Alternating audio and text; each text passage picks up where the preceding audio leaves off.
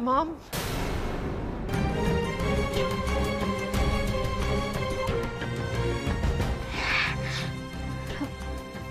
মম তুমি কাঁদিস না মম, তোর শরীর ভালো নেই?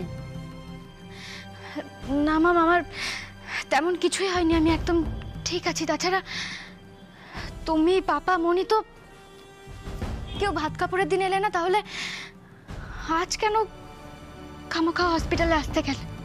তুই কি বলছিস মম? তোকে কেউ বিষ খাইয়েছে, এটা শোনার পরও আমরা আসবো না?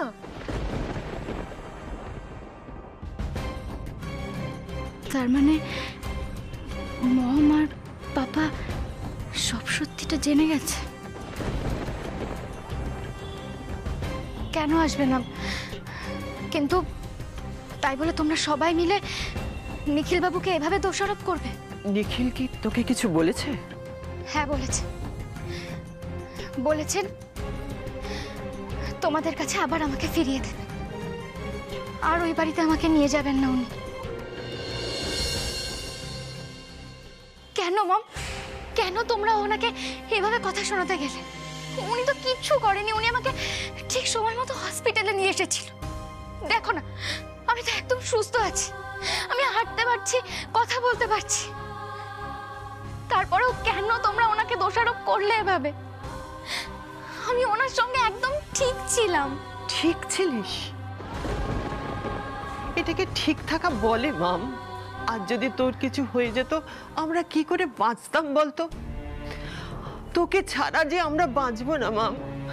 আর যদি নিখিলকে আমরা কিছু বলেই থাকি, কি ভুল করেছি বলতো? যে বাড়িতে আমি মেয়ে দেব, সেখানে তার কোনো সিকিউরিটি থাকবে না। আমার মেয়েকে বিষ দিয়ে মারবে আর আমরা চুপচাপ সেটা দেখবো?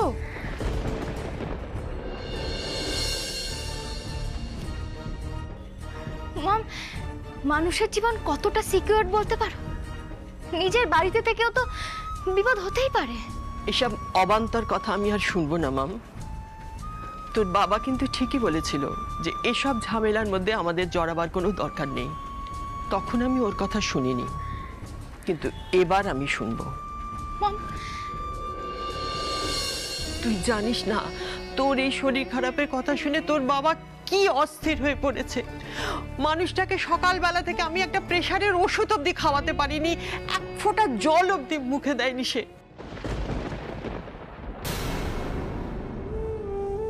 যাকে যা হবার হয়ে গেছে, এবার আর আমি তোকে ছেড়ে দেব না মাম।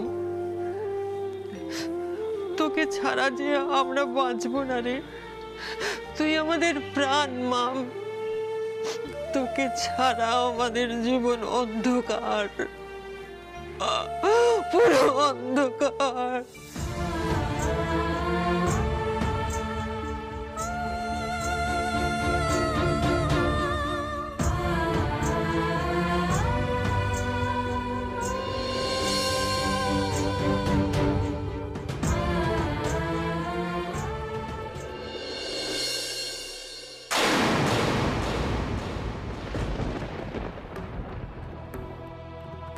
আস্তে চল মাম, তোর শরীর ভালো নেই। আমি ঠিক আছি, প্লিজ এরকম করো না।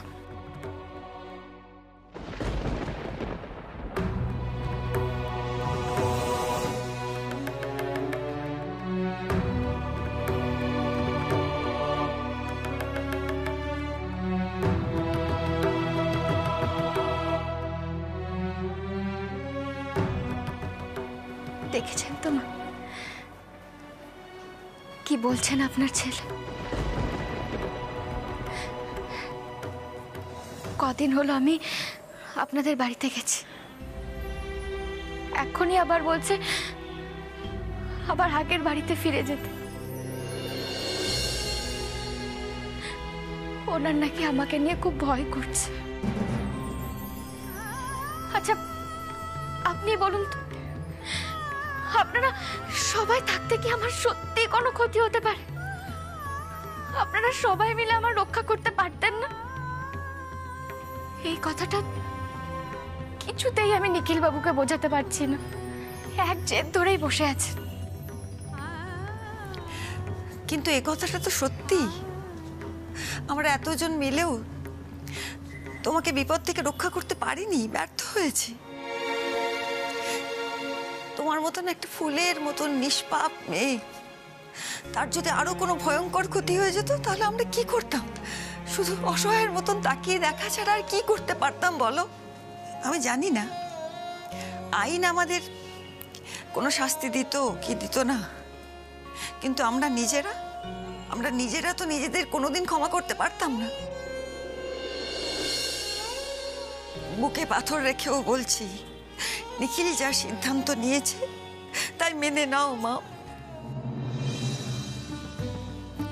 আমাদের ওই অলক্ষণে বাড়িতে তুমি ফিরে যেও না, তুমি তোমার বাবা মার কাছে ফিরে যাও, সেখানে থাকো। তো যেও না আমাদের বাড়িতে।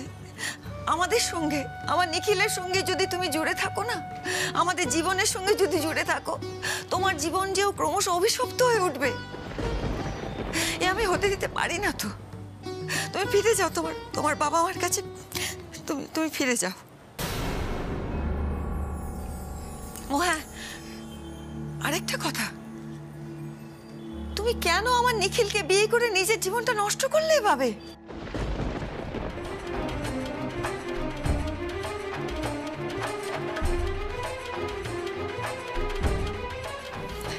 আমি জানি না তুমি সবকিছু জেনে শুনে এই পদক্ষেপ নিয়েছিলে কিনা, কিন্তু আমি এখন জানি নিখিল কি কারণে তোমাকে বিয়ে করেছে। নিখিল নিজের মুখে সে কথা স্বীকার করেছে আমাদের সকলের সামনে। আর এ কথা জানার পর আমি কেন, আমাদের পরিবারের প্রত্যেকেই বলেছে ও ভুল করেছে, অন্যায় করেছে।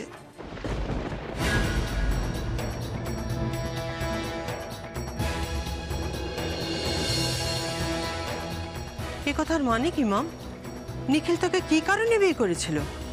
আমাকে একটু বলতে দাও, তাহলে সবটা বুঝতে পারবে। মা, আমি সব জানতাম।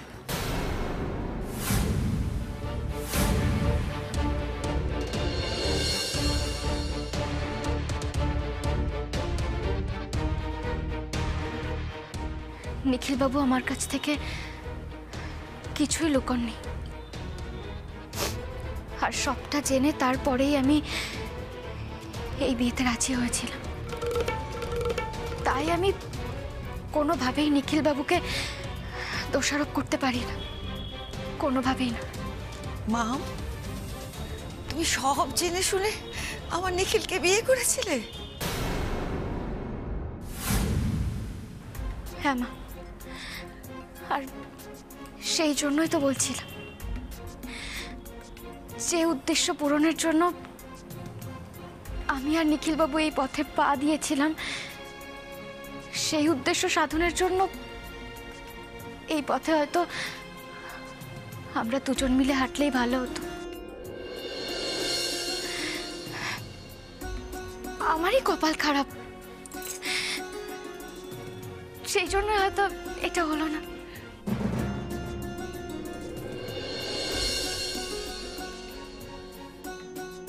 নিখিল বাবু, এটা ভেবে আমার খুবই খারাপ লাগছে যে শ্যামার সঙ্গে কারা অন্যায় করেছিল, শ্যামাকে কারা খুন করেছিল, সেটা জানতে আমি আপনাকে সাহায্য করতে পারলাম না।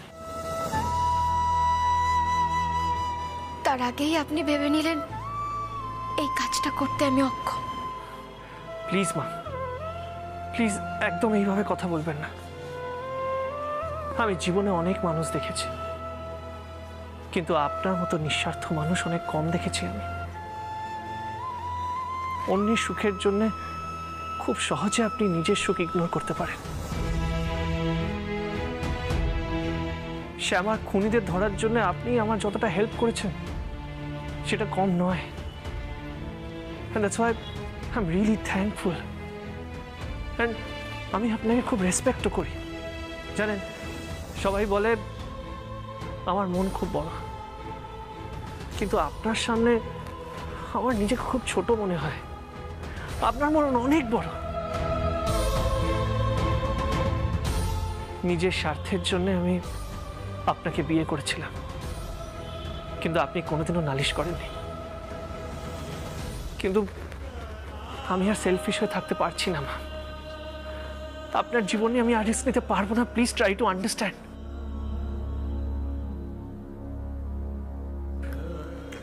তাই পারলে আমাকে ক্ষমা করে দেবেন।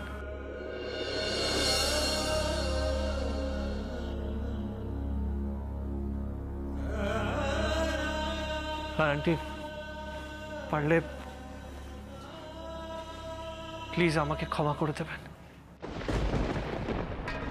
সরি নিখিল, আমি তোমাকে ক্ষমা করতে পারবো না।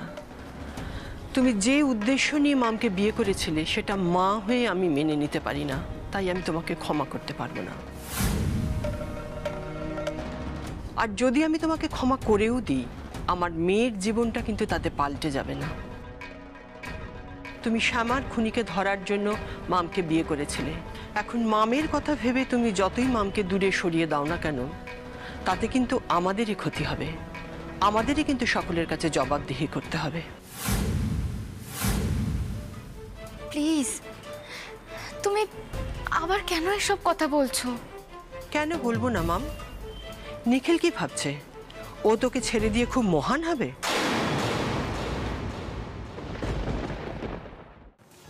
Aunty I am really sorry. যাকে ছাড়ো, যার শেষ ভালো তার সব ভালো। শেষ পর্যন্ত যে তোমার বোধোদয় হয়েছে এটাই অনেক। তুমি যে মামকে জোর করে নিজেদের বাড়ি নিয়ে যাওনি, মামের তোমার সঙ্গে থাকার ইচ্ছেটাকে যে তুমি প্রশ্রয় দাওনি, এর জন্য তোমাকে ধন্যবাদ।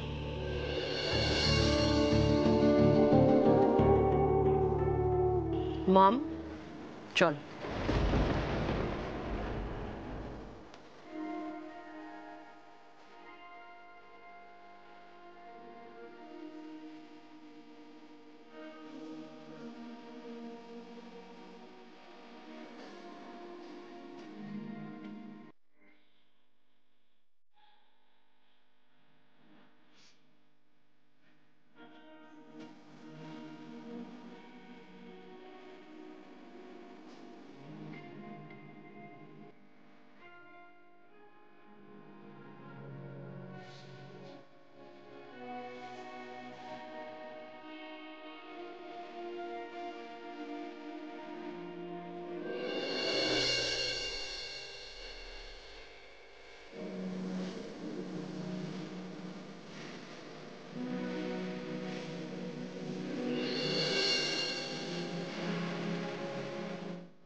জানি আপনার আমার উপরে খুব অভিমান হচ্ছে, কিন্তু আজ আমি যা করছি আপনার ভালোর জন্য করছি।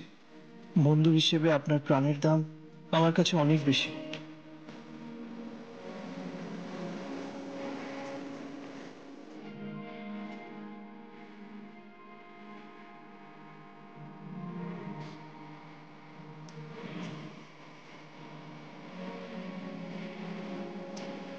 ক্ষমা করবেন না, বন্ধু হয়েও আপনাকে কষ্ট দিয়ে ফেললাম।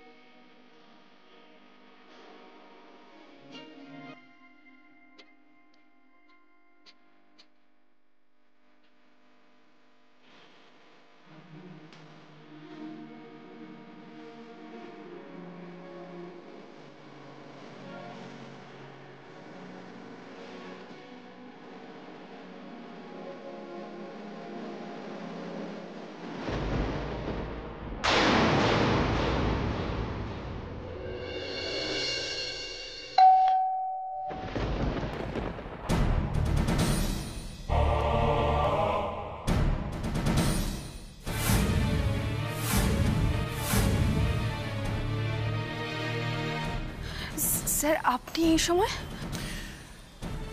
কেন ভিতরে ঢুকতে বলবে না? হ্যাঁ স্যার, প্লিজ। কি ব্যাপার শ্রাবণী, বাবা নিশ্চয়ই ঘুমাচ্ছে? হ্যাঁ স্যার, বাবা ঘুমোচ্ছেন। আচ্ছা স্যার, এই সময় আপনি এত বড় একটা গাড়ি নিয়ে আমাদের পাড়ার মধ্যে এলেন, নানান রকম কথা ওঠে স্যার। আচ্ছা, আপনার তো প্রয়োজন থাকলে আপনি আমাকে নিজেই বলতে এই পারেন। শ্রাবণী প্লিজ চুপ করো তো, সবসময় বেকার কথা বলো না। তোমার বাবা যদি শুনতে পায় যে তার মেয়ে মানুষ মারে হাত পাকাচ্ছে, তোর অবস্থা কি বুঝতে পারছো? সোজা উপরে। না স্যার, কি বলছেন স্যার আপনি? আসলে আমার খুব ভয় করছে স্যার। পুলিশ যদি কোনোভাবে আমাকে ভয় কিসে? সন্দেহ কেন করবে? শুধু নিজের বয়ানে তোমাকে স্টিক থাকতে হবে, ব্যাস। দেখো, ফিঙ্গারপ্রিন্ট যখন পাওয়া যায়নি তখন তো কোনো সমস্যাই নেই, তুমি কেস খাবে না। হ্যাঁ, তোমার বিহেভিয়ারটাকে নর্মাল রাখতে হবে, বুঝলে তো? পুলিশ বা নিখিল যেন কোনো সন্দেহ না করতে পারে। হ্যাঁ, যেটা বলতে এসেছি সেটা বলি। তুমি নিশ্চয়ই জানো আমাদের কোম্পানিতে একটা ঝামেলা চলছে। হ্যাঁ স্যার জানি।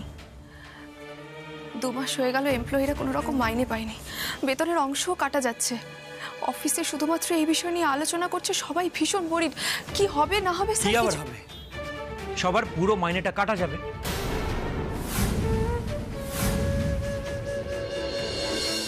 ওয়ার্কার্সদের আর এমপ্লয়িদের বোঝাতে হবে এই কোম্পানির আর কোনো ভবিষ্যৎ নেই, আর সেটা বোঝাবে তুমি।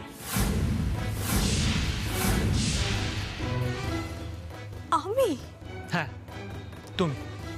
দেখো শ্রাবণী, সবাইকে তোমায় বোঝাতে হবে তাদের পাওনা টাকা পাওয়ার জন্য আন্দোলনে নামতে হবে, একদম বিক্ষোভ শুরু করে দিতে হবে, উস্কে দিতে হবে তোমাকে। কিন্তু এতে লাভ কি হবে স্যার? লাভ এটাই হবে যে আন্দোলন থামাতে নিখিল কোম্পানি বেচতে বাধ্য হবে।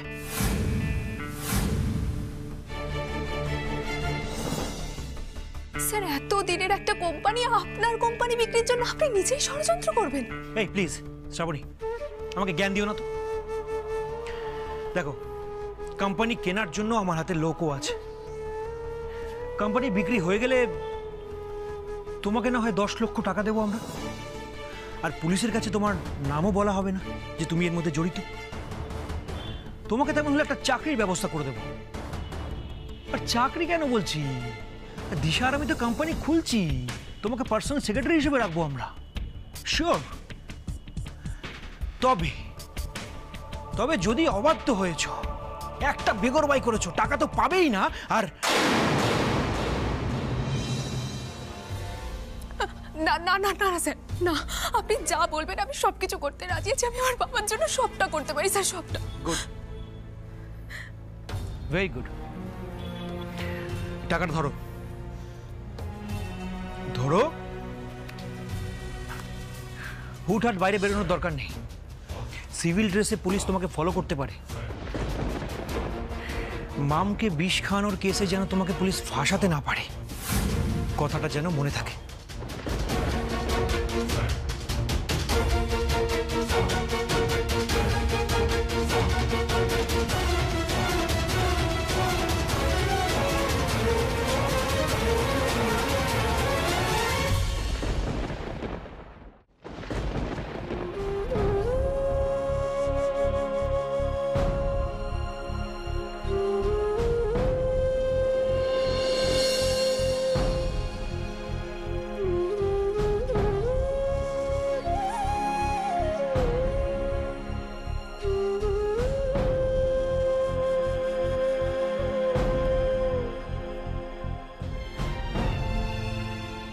নিখিল,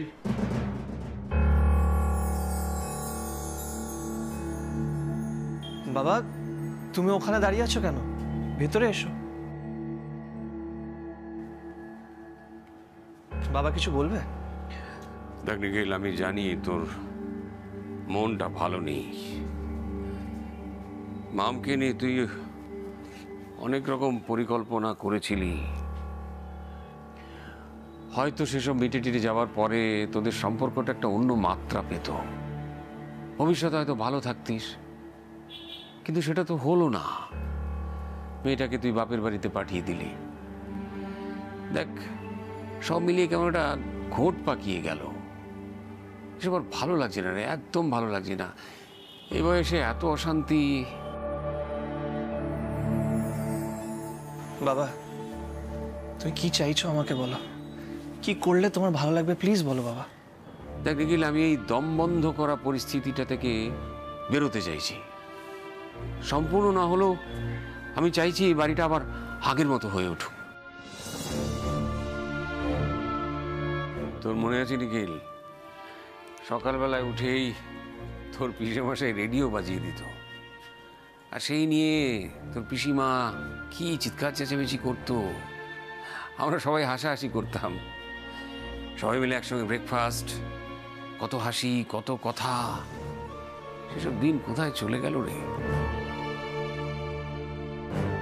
সেই জায়গায় আমরা সারাক্ষণ টেন্সড, খালি অদৃশ্য শত্রুর ভয়, সারাক্ষণ নিজেদের মধ্যে একটা রেষারেষি, সম্পর্কের বাঁধনগুলো কেমন যেন আলগা হয়ে যাচ্ছে।